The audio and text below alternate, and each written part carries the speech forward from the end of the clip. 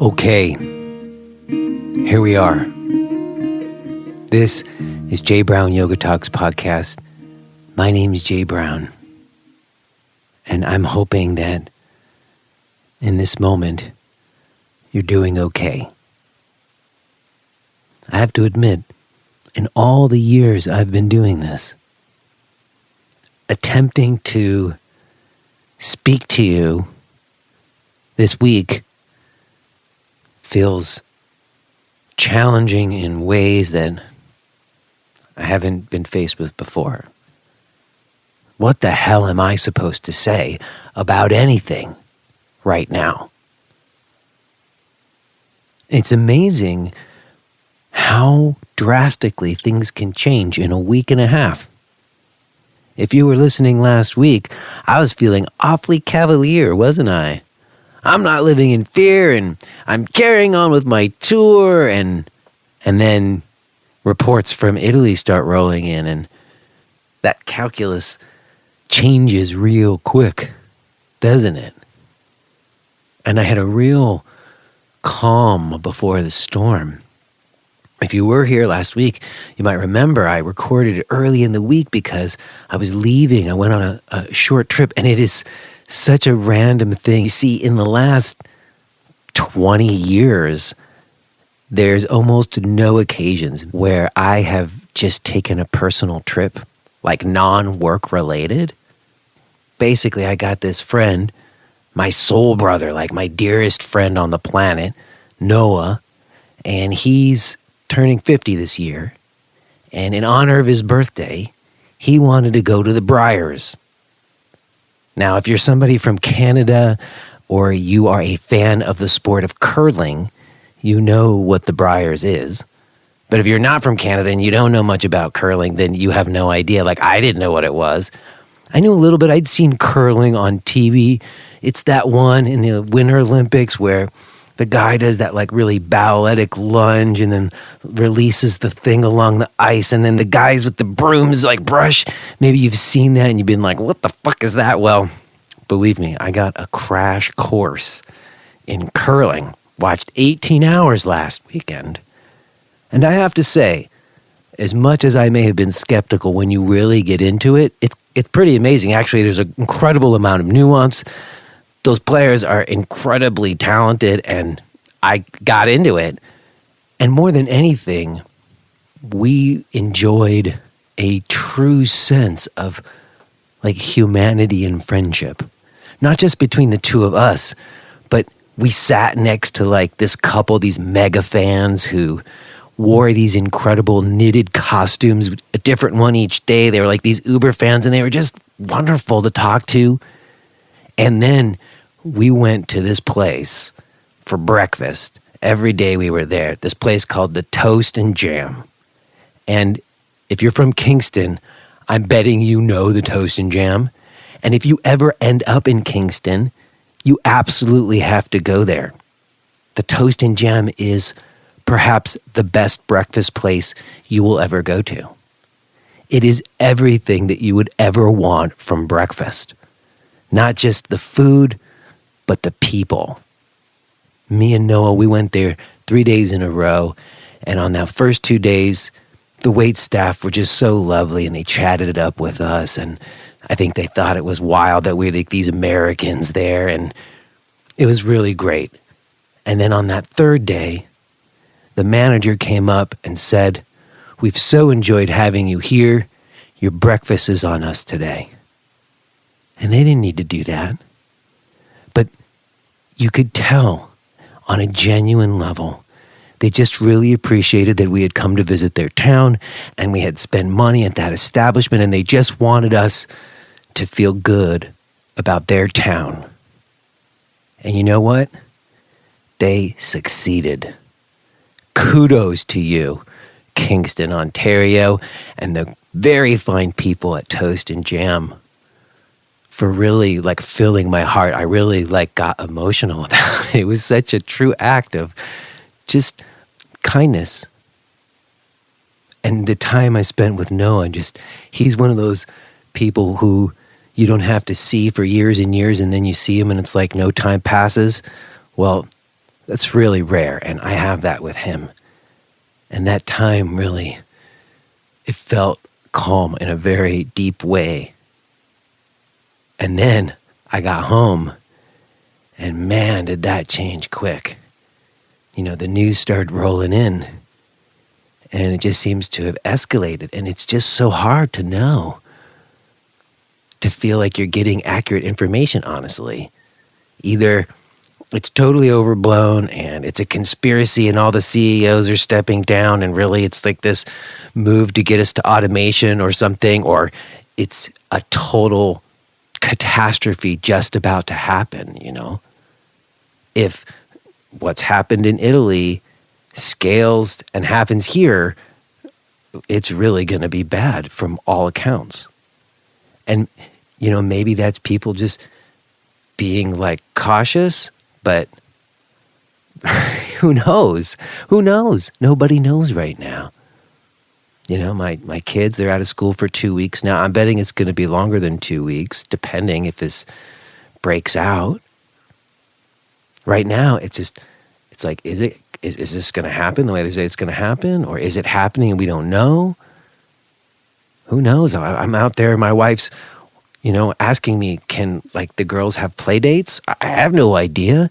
Nobody knows. The whole situation is so unnerving. I mean, I don't ever remember going to the supermarkets and seeing empty shelves like that before. That's crazy. People hoarding toilet paper? I mean, it's scary. It's a scary moment.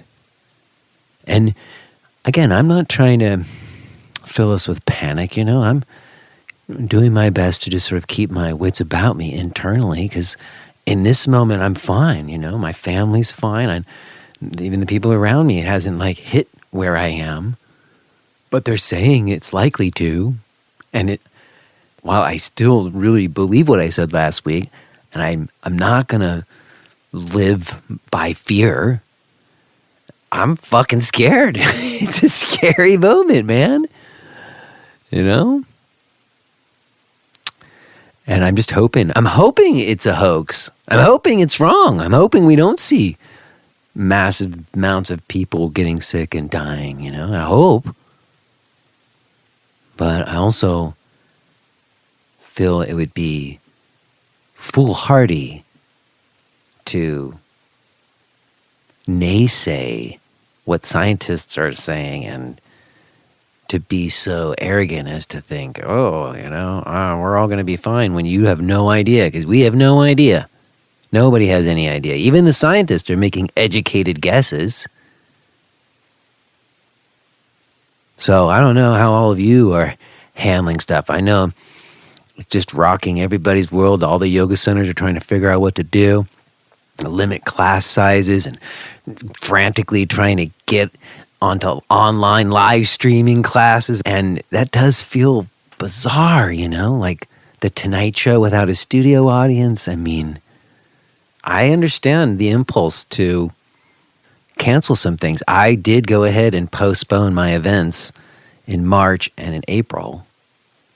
And the way I figured it was this: if it's overblown and I rescheduled for nothing and even lose money, that's better than if what they're saying is true and it's not overblown and I went to the airport and got on a plane and I'm an asymptomatic carrier and I gave it to a bunch of other people. I mean, you can really freak yourself out. I had a couple of real freak out moments, and that's unusual for me. I usually keep a pretty cool equilibrium through most things, but with all of it around, it's hard to not get overwhelmed. And I'm not going to hand a bunch of bullshit to people right now about how yoga is more important than ever. I mean, I believe that, and I certainly have turned to my practice for some refuge this week, and I've had the great pleasure of sharing in that with other people, and I'm not suggesting we shouldn't keep doing that, but I just feel like it's not a moment to be talking fluffy yoga talk, you know? This is a real serious moment. I think we need to take it that way. And absolutely, let's use the tools of our practice to make good choices. But let's not pretend like we know more or we have any say about some things when we don't. And let's, err on the side of caution, I say, The way things are going, who knows what it's going to look like in a week, much less another month. So, please, everyone, let's really more than ever be thoughtful and not fall prey to like this, I'm taking care of myself and not caring about other people. You can see both things happening, right? You can see the hoarding at the supermarkets, but you can also see these other moments where people are like taking this opportunity to make sure that we're still connecting to each other. That bit of humanity that the folks in Kingston were showing me, like we need that more than ever. From what they're saying, sometime in like the next week to month or so, we're going to find out. We're supposedly, 11 days behind Italy, they keep saying. So any day now, supposedly, we should see some crazy escalation. That's what they're saying.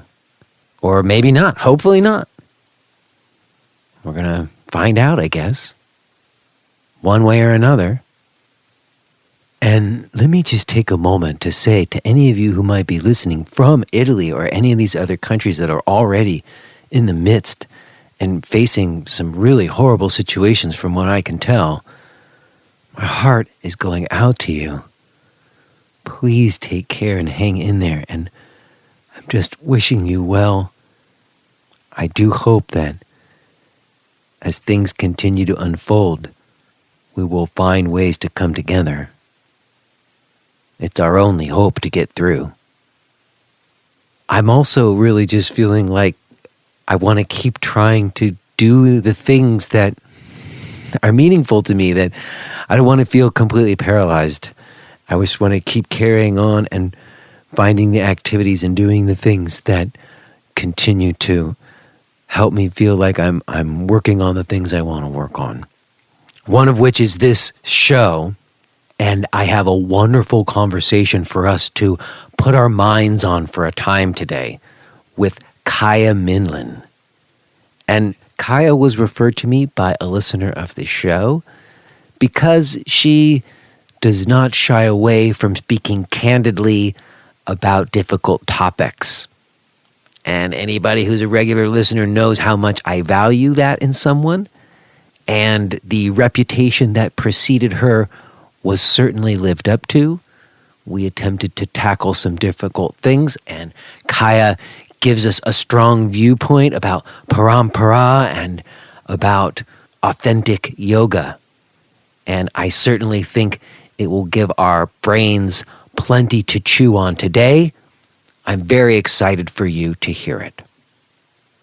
Other than that, if you are staying at home and you want some online practice, I've got some live stream classes that you can check out. And if you're a teacher and you're freaking out and you want to talk to some other teachers about what they're doing and how they're handling stuff, you might check out the teacher's class.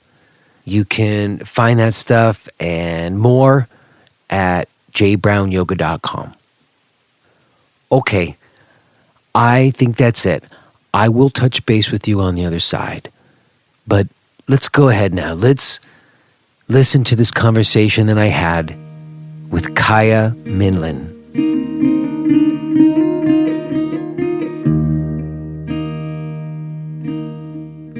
Hello? Oh, hi. I was just testing my microphone at the same time that you logged in. That's good timing. That was a hello to my microphone. Hello to you also. Oh, well, I didn't even hear that. I came in right after that. So That's so funny. It was perfect. But hello, Kaya. How are you? I'm well. How are you, Jay? I'm doing pretty good. All things considered.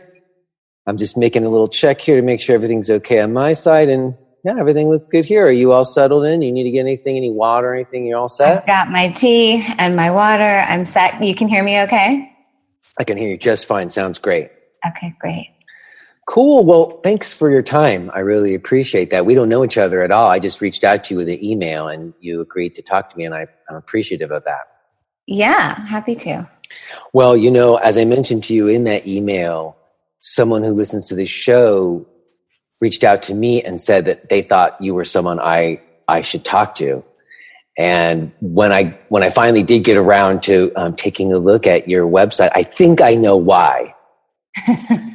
And I've sort of mentioned it to you in the email maybe, but one of the things I talk a lot about on this show, and I think it's just because it's my own personal experience and reckoning that I'm going through, is I often talk about kind of old school and new school in terms of the yoga world, and how there was an old school where regular drop-in classes still had like a real educational element to them. Mm-hmm. Like before teacher training became teacher training. Right. And then also even in the making of teacher training, how things got really standardized. So even what education was being given seemed to me to change at some point. Right. And then now there's a whole, new school where also a lot of some of the old school authorities have really fallen from grace on many levels. Mm-hmm. And so there's these questions of like Parampara, if that's just like a hoax or even just what do you do with teachers who don't live up to things that they espouse, Sure. So when I looked at your website and I sort of looked at your bio and you have like a long list of trainings over many years, I was like, oh, clearly Kaya's old school. And she's still around, and I think that's why someone thought maybe we could talk. And this person also said, whose name I'm forgetting, I'm sorry if you're listening, but I think she said that you were sort of her go-to person when it came to having sort of these difficult conversations around things that are happening these days. Mm-hmm. So she thought that you were someone who could have a candid conversation with me about some of these hard questions. So that's why we're talking, Kaya. Does that sound about right to you? Or yeah, that sounds good. It sounds important and meaningful. And to whoever that person is, thanks for connecting us. Yeah, I'm sorry. I should have looked up the name. I apologize, but I don't have it at hand. But someone listening is the reason this is happening. So I guess my first query is, where are you? First of all, I don't even know where you are in the world. Where are you right now? Well, I'm currently in the Pacific Northwest on the Salish Sea in Washington State. We're on a little peninsula on a bay. But we've just been here for a few months. We were in the Bay Area, we meaning my husband and I and our two kids. We were in the Bay Area for many years. And I had a yoga therapy studio there and taught as faculty and many yoga trainings and yoga therapy trainings there, and had my practice there for many years. So we're just newly in a kind of a more remote retreat-like place relative to the Bay Area. Got you. My sister lives in Vancouver, Washington. So, just near Portland. So I've been there a little bit. We did like a road trip over there. It's a pretty amazing part of the country there. Did you grow up there? I grew up in Princeton, New Jersey, actually. Okay, so you're East Coast folk who migrated over. When did you go from West Coast? Because I was born on the West Coast and moved to the East Coast. You're on the East Coast. When I went to school in like 1990. But when did you make your leap? I left the East Coast in like 2000. I abandoned a PhD program and went to the West Coast where I could seek out yoga, actually, and where I didn't feel so much of the East Coast pressure, as I'm sure you've experienced, that professional adult life has to look a particular way.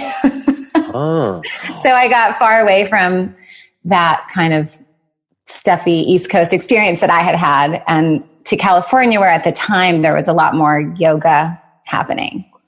Interesting. Well, I read that about you, that you let go of like an academic career it said abandon academia to delve into Vedic traditions. And I was like, yes, what's that about? So what were you studying before you let go of your PhD, and why did you let go of it? I actually was just on the brink of starting. I had been given a whatever kind of teacher assistantship type of situation in sociology. I essentially, when I look back, I realized that there was a thread all along. Probably that's true for many of us. From very early on, I was really at a young age, I was wanting to understand what is the cause of suffering and what is the means to happiness. I mean, I really was asking those questions when I was really little. Why are people greedy, and why do people hurt other people? And can I just make a wish to be happy for the rest of my life? And so that put me in sociology for a while. And then when I was in the academic world, I started attending religion classes and philosophy classes, including Eastern philosophy classes. And once I hit that, I was like, oh, this answers my questions so much more profoundly than sociology or anthropology. And so I left for yoga. Interesting. I had a similar thing. I remember taking like a philosophy class and like existentialists and empiricists. But once I started looking at the Eastern philosophies, that appealed so much more to me. It seemed so much more encompassing and truthful to my gut feeling. Right. Mm-hmm. Right. So where did that so you thought of, that's so interesting, because when I grew up in Los Angeles, I don't really know yoga there. I didn't know yoga till I came to New York City. And I know what you mean, though. There is this sort of like a pressured environment. And even I was just saying this recently because I was in the desert, that certain environments and temperatures and like weather patterns have a real effect on my nervous system. Mm-hmm. And certainly having grown up in Los Angeles and then lived on the East Coast most of my adult life, there's an easier feeling. Like I spent a little time in San Francisco where it just felt easier. It didn't feel like as much of a pressure cooker as you were describing. Right. Yeah. And LA is kind of unique on the West Coast. LA is its own really intense pressure cooker. In fact, somebody was just recently asking me for a referral to someone who teaches a similar form of yoga to me in Los Angeles. And I said, everybody who gets into the kind of softer side of yoga who's in LA leaves LA. Isn't that interesting, though? That's very interesting and actually astute. You made a joke, but I think there's something really there, because I know that I had a center in Williamsburg, Brooklyn, like in the big city. And having left it now for several years, almost 3 years now, I've certainly felt more emboldened to not meet a certain expectation. Mm-hmm. Like there was certainly something that I was catering to or reacting to when I was teaching classes there that I don't have anymore. And it has allowed me to just let things be softer and gentler and more contemplative. Yeah. And I think even as a practitioner, letting alone the teacher side of things, just as a practitioner of yoga, once we go deeper into yoga, I think everyone matures towards something that's more softer and receptive and inward oriented. And this city, intense, urban, competitive, rajasic environment is so antithetical to that. I think the more yogic you become, the more you can actually handle that and roll with it and allow everything to be as it is. But you also make an intentional choice to not have that be your day-to-day environment, because it's doesn't really support the inner state that you might be cultivating. So yeah, people leave LA who get a lot of opening and softening and releasing. And I think it's the same with Manhattan and Brooklyn and all of those pressure cooker places. I think that's right. I also think just as you progress in life stage and become a parent sometimes, or even just grow in your life at some point, you can do it. Like I felt like being yogic in New York City, I felt like, well, if I can be yogic here, I could be yogic anywhere, that cliche kind of. And it's sort of true, because other places are definitely easier. At some point, though, you just sort of prioritize, I don't have as much energy and I'm expending so much energy just being here. That's right. Being in an environment where I can go walk in the woods very easily and actually be refueled by my environment, that felt like it became more a priority later, you know? That's right. And it's even described in the yoga tradition that the yogic person will naturally gravitate toward being in retreat-like environments. So it's a natural thing. Well, we also have to be careful. I'm betting that there's somebody listening to this who's like upset right now because they're getting older and they still like power yoga and they're like, screw you guys, not everyone. So I'm sure it goes in all kinds of ways and all kinds of expressions. But I certainly have found that, not that, you know, what I would say is I still have been doing things even for like some physical fitness things, like some squats and some like running and other things because they feel good to me. And I think of them as part of my yoga, but I don't think of them as my yoga practice.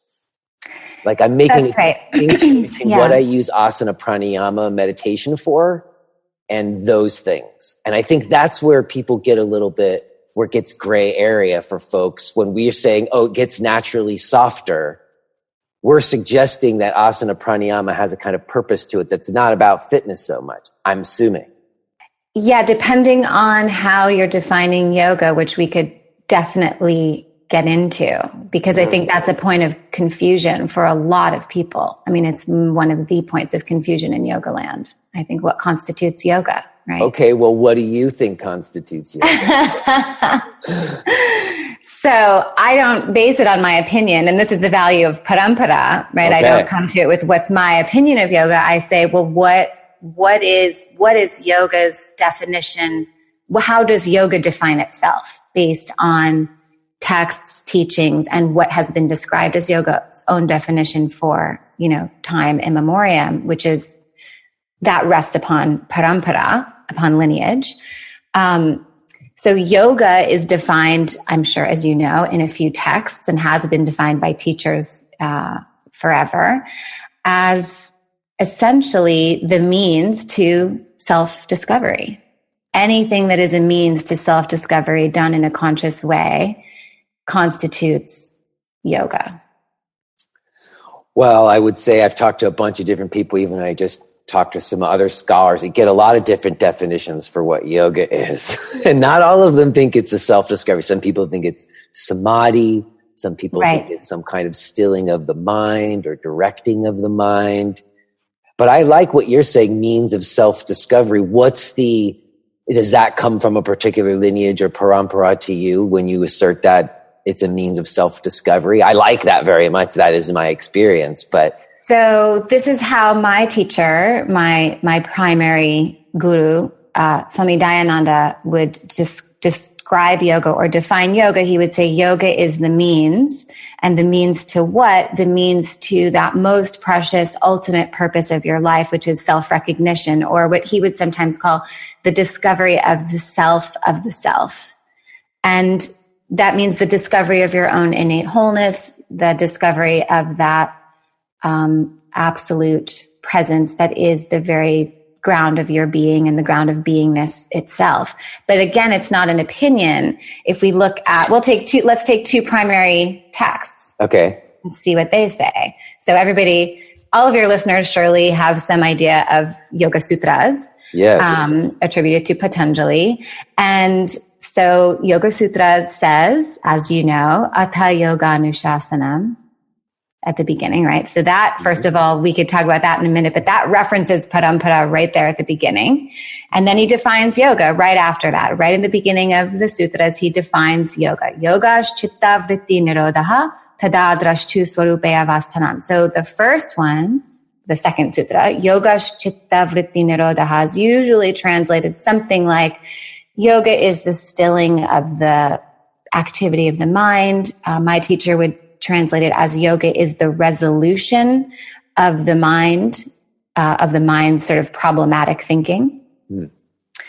But that's not it. That's not the definition of yoga. That's talking about the means. Yoga is the settling or the resolution of the mind's activity. And then the next sutra is so that, tada, drashtu swarupeya vastanam, so that you abide in your own true nature. So why just quieting the mind isn't yoga, because that's also sleep.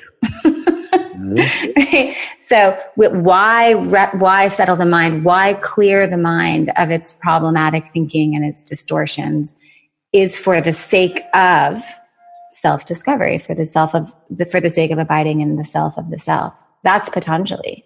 And then let's take the Bhagavad Gita. Bhagavad Gita defines yoga. Let's see. Let me pull it up. Let me take a look. Well, while you're grabbing that, let me say something about what you just said, because you started that reading, and I just had two scholars on go spend 40 minutes looking at the word Nirodha, and whether or not it means stilling or directing. So this sutra has certainly been a topic of conversation. And you started your reading of it by referencing our innate wholeness. Now, I am a very big believer in the idea of innate wholeness, or like a non-dual sensibility. But in my conversations with people about sutras, most people don't think that that's what's being communicated there. That a lot of times, there's people on both sides of that, but a lot of people believe it's an inherently dualistic test, that it is about some kind of transcendence of the worldly realm, or something that this making of your true nature is sort of like not what you're experiencing here, but what you would get to, or something like that. Right.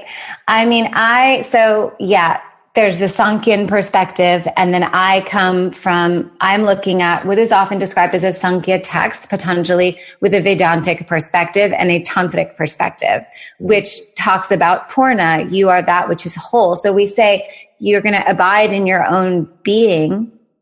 That's that word Svarupa, the essence of your being. Well, what is that? The essence of your being is that's described in the yoga tradition as the divinity, the absolute consciousness, Ishvara, Brahman, all these words. And then we have to look, well, what does all of that mean? And it essentially, of course, words can never do this justice. We know that already. We're just using words to point to something that is beyond that language. But what it's pointing to is that wholeness, that Purna, that fullness, that consciousness itself. And it's just the wrong perception. It's the wrong notion that I'm anything other than that. And, Patanjali, it's not explicit, it's implicit. And this is where, again, I'll go back to the idea of Parampara. You cannot just look at a text with a scholarly viewpoint and translate a text word for word using, say, a Sanskrit dictionary. You'll never get to the meaning that's meant to be revealed by the words, just you, yourself, and a book, which is sort of a scholarly approach. There has to be a teacher with a particular teaching methodology that unpacks what the meaning is that's embedded in here. Because, like, take Nirodha. Nirodha is often translated as control. But that's a real problematic word in modern English language, because control is associated with suppression. What if we describe or translate Nirodha as mastery? Mastery over your mind, not suppression of the mind, not control of the mind. We have to have language that is useful to us, that really points to what the purpose is here and doesn't take us further away from it because we're fixating on what the exact right translation is in a very kind of stuck way that's not actually going to be meaningful to us if our purpose is not scholarly, but if our purpose is self-knowledge, self-recognition, then say the word control to translate Nirodha isn't going to work. I personally could not agree with you more. I'm like you said at the beginning there that you're coming from a Vedantic or Tantric viewpoint. And I resonate with that as well. And what I've been interested by, and you're sort of a perfect example, is how whatever text someone decides to look at, the meanings or translations even of those texts are so colored by the viewpoint of whoever is giving their asserting it or whoever's translating it, That's right. And so when I've said that to the scholars, they get very upset and they're like, you can't just make it mean whatever you want it to mean. And I am always saying, well, but yes, there just seems like when you're taking the Sanskrit language and trying to bring it into the English language, there's just going to be inherently a certain amount of filters that's going through. And those filters are whoever's deciding to say what that means, Yeah.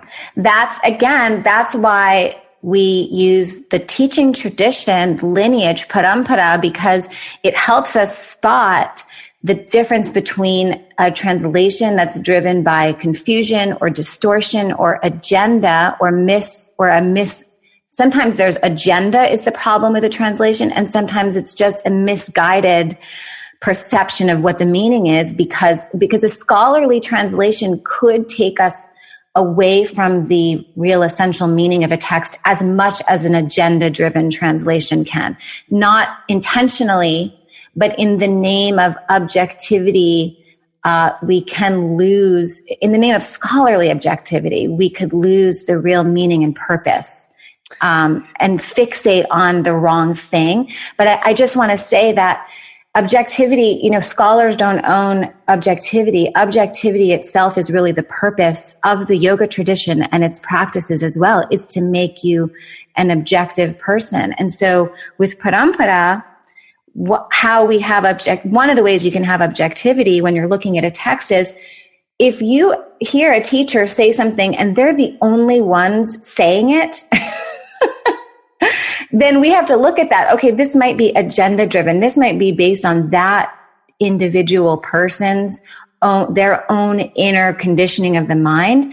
Whereas I could look at how my teacher would work with translating Patanjali Yoga Sutras or the Bhagavad Gita, and it's going to be a repetition of what many, many teachers have done before, coming through his own personality, of course, but he's not saying something new. And therefore I know it's not agenda driven. And so lineage, when it's a good lineage, when it's apt, when it's dharmic, actually helps retain objectivity. But isn't the idea of parampara lineage about like a direct passing of knowledge through time? And doesn't that sort of imply like this unbroken chain? And sometimes what's been happening these days, and because you keep using the word, we should just go there. I was going to buddy around with your bio for longer, but we're already there. So we're just going to go there, right? Who cares about me? No, we can go back there. I'm happy because I'm enjoying this, but I really think that you got right to one of the big questions that I had for us on the table today, which is, this idea of parampara is also sometimes people have made things up over the years, and things have been revealed that sometimes when people cite sources, sometimes they're not what they were, and some of these folks were a little bit more, shysters than we might have thought. Yeah. So parampara gets used sometimes as almost like a bypass a lot of times to just say, well, this is how it was passed down from teacher to teacher, when in fact, people made stuff up along the way. So to sort of point to like this pure teachings, this parampara, it's kind of problematic. Absolutely. And I think that this is a huge problem right now. We need way more nuance in this conversation, not just between the two of us, but I mean in the yoga land conversation around what is yoga, what is the purpose of asana, what is lineage, because what I think is happening is that I'm going to say yoga land when I'm talking about modern Western stuff that may or may not really be yoga. Okay, just to fair enough. That's a classification. Like when you're talking about like the commodified modern pastoral yoga world, we're gonna use the word yoga land for now. Yeah. So and it may be good, it may be bad. Sometimes it's problematic, sometimes it's beneficial. But yeah, I'm just going to use that term, yoga land. I think it'll just be helpful. Fair enough. Establishing your terms. Okay.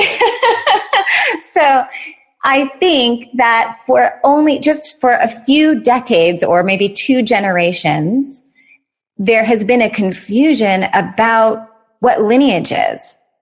And now and as well as a confusion about what yoga is. And so now people are realizing that they themselves were confused by a shyster teacher, as you put it, an adharmic teacher, as the tradition would put it. They were misguided, or they fell for their own, or they misled themselves. And so instead of investigating, how was it that I fell prey to being misguided, or what did I get wrong about the understanding of what is yoga, or what is lineage, or what constitutes an appropriate teacher? Instead of investigating that, then some segments of yoga land are saying that concept is trash.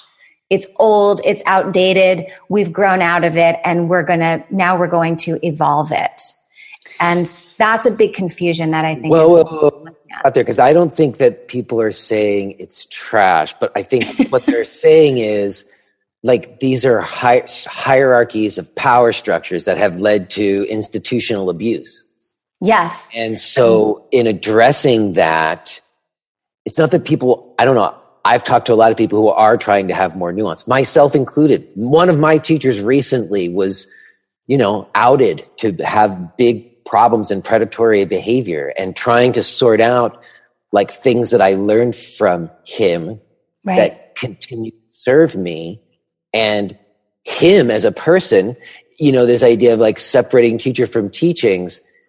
I think when I think of them as just like the ideas and the techniques that I was, taught, I can do that. But when you're talking about Parampara, and like the Swami is the bestower of the wisdom, as like a personification of the wisdom, it's not so easy to separate those things out, this unbroken chain of subjective knowledge, Well, it isn't easy. That's why we need the nuance. And I think the thing is that the yoga tradition itself already has given many warnings about the kinds of teachers that should be avoided, and the kinds of teachers and teachings that should be pursued. And there are parameters for what constitutes an apt teacher and what should be avoided, and what constitutes apt teachings and what should be avoided. And a lot of what happened in Yoga Land is that people dove deep into practices without some real basic fundamental things that those who grew up in the culture, in the Hindu culture, for example, were raised with some certain understanding of what does and doesn't constitute a teacher. It's not that people in India and Hindu people don't also fall prey to false gurus. It happens all the time, everywhere. It's a timeless tradition of people, manipulating and abusing and exploiting people. But the tradition does account for that, and does talk about who to stay away from and how to choose a teacher. And the tradition itself says you must be careful in choosing a teacher, otherwise you will be subject to exploitation. So it's not like it's not been accounted for already. It's just that many people didn't know how to choose a teacher. People in Yoga Land fell for, as humans do, fell for charisma, fell for athleticism, fell for beauty, fell for good marketing, and are still doing that. Today, it's easy to fall for all of those things and not discern the difference between apt and dharmic teacher and teaching, and something that's attractive, or that's giving me a cool experience, or that, feels good. Well, I appreciate what you're saying in terms of, I do think there was, when it hit the mainstream, that's the other conversation I'm always having when I talk about old school, new school, is you came to yoga before yoga was mainstream, when it was still kind of an underground counterculture move. And then it became mainstream. And in that kind of process, and that happened not just because of Westerners, but because of Eastern teachers as well, and things that they did. But I think where my alarms are going off a little bit with what you're saying, it's particularly around this phrase you keep using. You keep saying the tradition. And I appreciate that you are clearly rooted in a particular viewpoint or tradition. And I always favor that. Let's have a viewpoint, But there are many different traditions, because I've had a lot of different people on the show who have a different tradition that they've learned in that wouldn't be asserting the same things that you're asserting. So there can't be just one, can there? There is what is called a Vedic viewpoint, but then within that Vedic viewpoint, certainly there are different streams, and debating these things is actually a timeless tradition. Yes. I've heard about like the Vedic debates where they would actually go for like days. And then if you won, the other person had to like become your disciple or something. Yeah, or something that's right. like that, right? That's right. I've heard that. That's pretty funny that there was really intense debates about philosophical concepts and about life. That's right. And so, I'm certainly not trying to win an argument. Yeah. In spite of the fact that is a timeless tradition. But I'm interested in what continues to deepen for me and answer those questions for me and make my life better and mature me. And as long as something is maturing you, then I think it's and bringing you to a more dharmic place over time. If you are hearing this message, then you're listening to the free version of J. Brown Yoga Talks. To hear the rest of our conversation, please subscribe to Podcast Premium at jbrownyoga.com/premium.